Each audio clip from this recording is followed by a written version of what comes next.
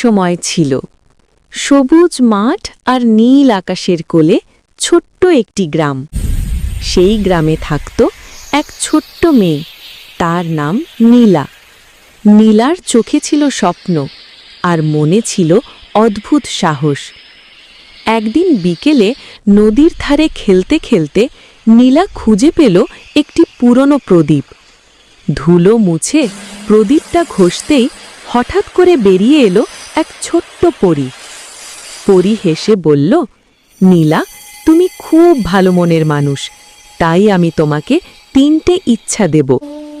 নীলা একটু ভেবে বলল, আমার গ্রামে যেন কেউ আর কষ্ট না পায়। পরী হাত নাড়াতেই গ্রামে সুখ ফিরে এলো। দ্বিতীয় ইচ্ছায় নীলা বলল, আমার বাবা মা যেন সব সময় হাসি খুশি থাকেন।